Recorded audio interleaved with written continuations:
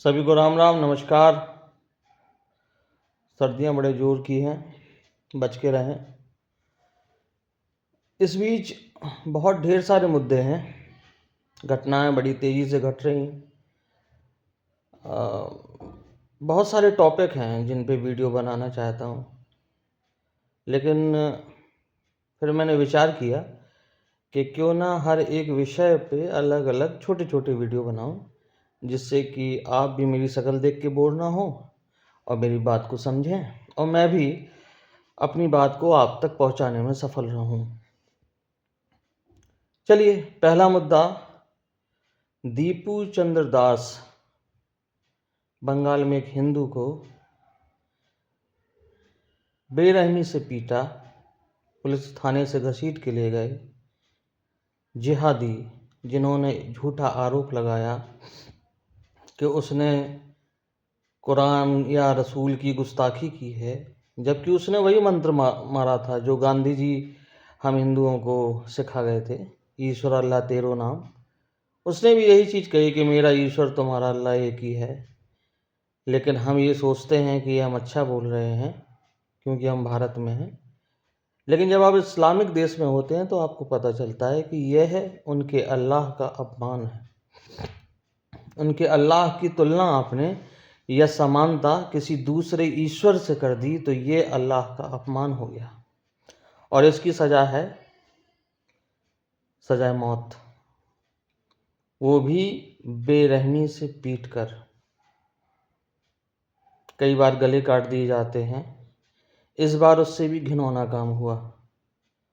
दीपू चंद्र दास को पीट पीट कर अधमरा किया गया, नग्न करके उल्टा टांग के उनमें आग लगा दी गई। इस हृदय विदारक घटना को देखकर कोई पशु भी अपने आप को उद्वेलित न महसूस करे, ऐसा हो नहीं सकता।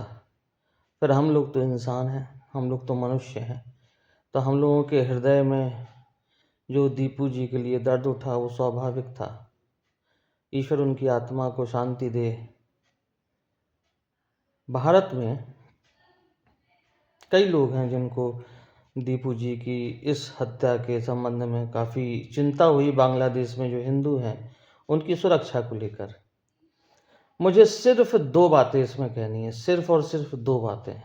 मैं भी चिंतित हूँ, उद्वेलित हूँ, दुखी हूँ, लेकिन दो बातें मुझको जो परम आवश्यक है वह कहनी है।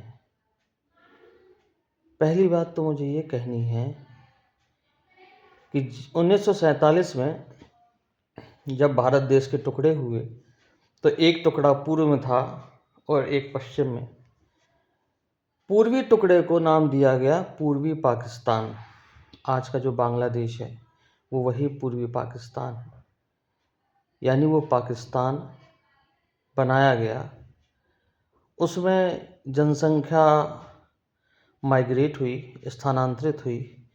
कई हिंदू 47 में यहाँ आ गए, लेकिन कई हिंदू वहाँ पर रह गए। ये वो कौन से हिंदू थे? कौन हिंदू थे ये जो बड़े आश्वस्त थे कि हम यहाँ सुरक्षित हैं, हमें यहाँ कुछ नहीं होगा? उनको ये आश्वासन देने वाला कौन व्यक्ति था? किसके सहारे वो वहाँ रुक गए? इतिहास को जब आप खंगालेंगे तो आप पाएंगे कि एक व्यक्ति इसी बंगाल से आया करता था जो स्वयं को दलितों का नेता बोलता था, अंग्रेजों का एजेंट, जैसे कि हमारा सकपाल भीम। उसी प्रकार से वो भी था। उसका नाम था जोगेंद्र नाथ मंडल। इस जोगेंद्र नाथ मंडल ने मुस्लिम लीग के साथ मिलकर भारत के विभाजन को समर्थन किया। भारत विभाजित हुआ, पूर्वी पाकिस्तान बना, और इसको मानने वाले, इसको नेता मानने वाले, इसका अनुसरण करने वाले, इसकी आइडियोलॉजी को मानने वाले लोग वहाँ रुक गए, क्योंकि उनके नेता जोगेंद्र नाथ मंडल ने उनसे ऐसा कहा। दीपू चंद्र दास उन्हीं हिंदुओं की संतति है। आज हम दुखी हैं। हमारे देश में अभी वर्तमान में कई ऐसे दलितों के नेता हैं जो वही गाना गा रहे हैं। ओवैसी की एक पार्टी है, उसके साथ मिलकर जय भीम जय मीम, ये वही जय भीम जय मीम को मानने वाले, उस पर विश्वास करने वाले लोगों की संतति था। दीपू, बेचारा दीपू, हमारा दीपू, जिसको उसके नेता ने बरगलाया। जहाँ तक उनके माँ बाप को उनके नेता ने बरगलाया, उस पर भरोसा करके वो वहाँ पे रुक गए और अंततः पिता के किए गए कर्मों की सज़ा पुत्र ने भुगती। खैर, मैं तो इस चीज़ के भी, विभाजन के भी विरोध में हूँ। भारत माता का विभाजन नहीं होना चाहिए। और आज की जो राष्ट्रवादी सरकार, जिसे कि तथाकथित राष्ट्रवादी सरकार मैं कह सकता हूँ, जो काम अच्छे कर रही है उसका समर्थन है, लेकिन जो चीज़ें गलत हो रही हैं देश के अंदर उसका विरोध है। तो पहली बात तो ये कि दीपू जैसे कई दलित हैं भारत के अंदर, जो एक फर्जी दलित नेता के सहारे समाज में जहर घोल रहे हैं। उस पर मैं बाद में बात करूंगा, लेकिन मुझे पहला मुद्दा ये बताना था। दूसरा मुद्दा ये है, या दूसरी बात ये है इस चीज़ को लेके, कि हम बहुत आक्रोशित हैं। कई भाजपा के लोगों को मैंने देखा ऐसी बात करते हुए, मैं भी उनसे सहमत हूँ बाय द वे, कि दीपू की जो हालत हो रही है वो आपकी भी होगी, और दीपू जो कर रहा है वो आपके साथ भी हो सकता है। भाई, हमारे साथ हो नहीं सकता है, हमारे साथ हो रहा है।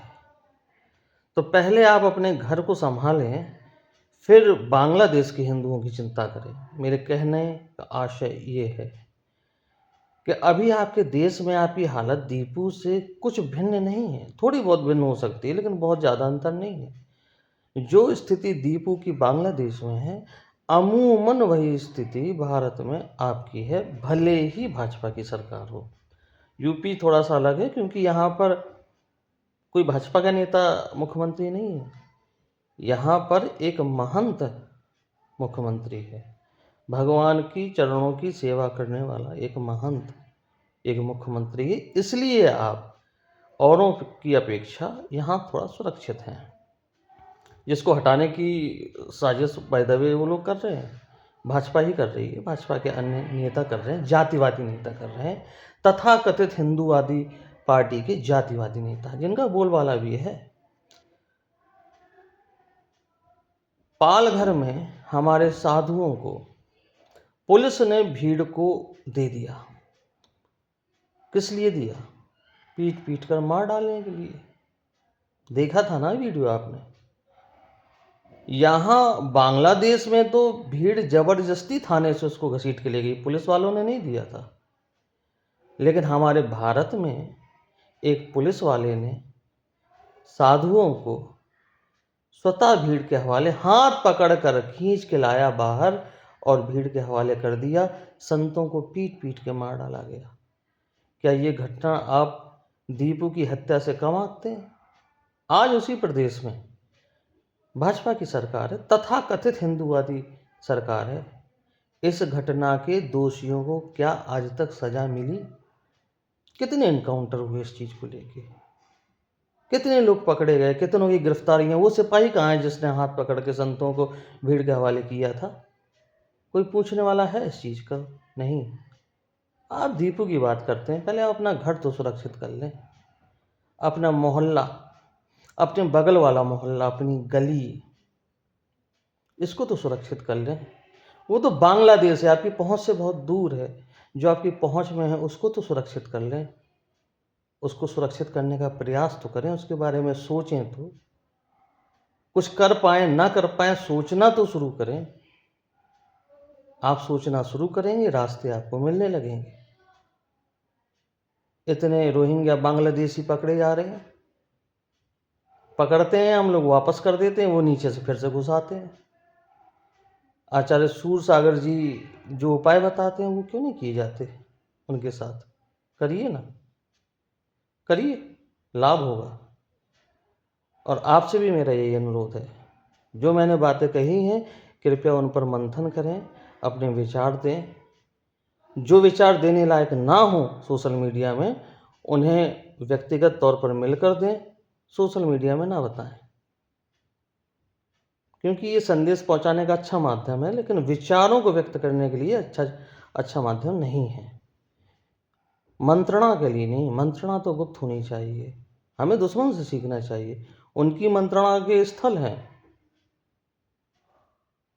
उन स्थलों में वो गुप्त मंत्रणा करते हैं, आपको जानकारी नहीं होगी, आप नहीं जान पाएंगे कि कब उनके डॉक्टरों ने 3,000 किलो विस्फोटक इकट्ठा कर लिया, कब उन्होंने अस्पताल के नीचे मदरसा बना लिया बंकर के रूप में, आप नहीं जान पाएंगे। जय हिंद, जय भारत, जय श्री राम, हर हर महादेव, जय भवानी।